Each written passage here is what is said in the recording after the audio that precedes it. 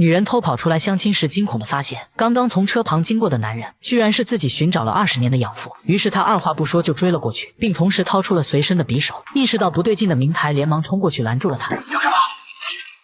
我要杀了他！他是谁？我一定要杀了他！我问你他是谁？我养父。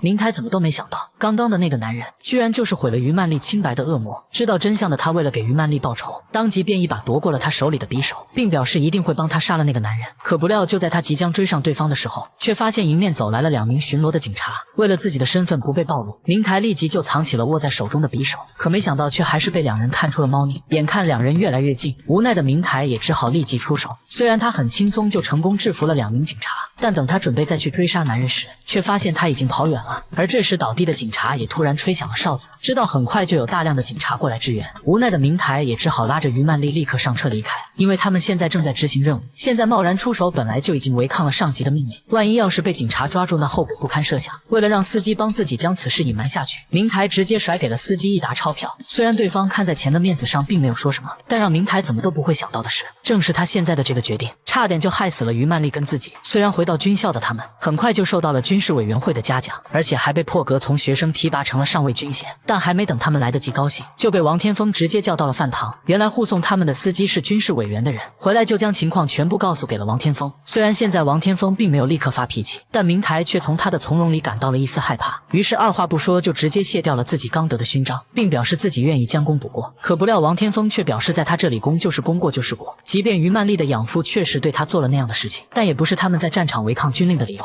紧接着王天风就掏出手枪，表示他们2人先是违抗军令，事后还企图贿赂上级，现在让他们1人枪决1人上前线，2选其一，自己挑吧。看着桌上的手枪，2人也同时都握紧了拳头。随着王天风的一声令下，2人便立即开始抢夺手枪。不过好在明台率先拿到枪并抵在了自己的脑门上。尽管此时的于曼丽叫得撕心裂肺，但明台说什么都要将活着的机会给他。于是在交代完遗言后，便毅然决然地扣动了扳机，结果却发现枪里根本就没有子弹，因为这是王天风故意给他上的最后一课。恭喜你毕业了。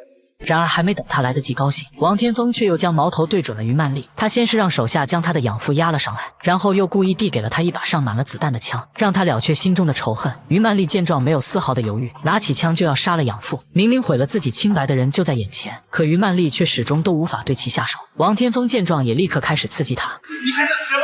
开枪啊！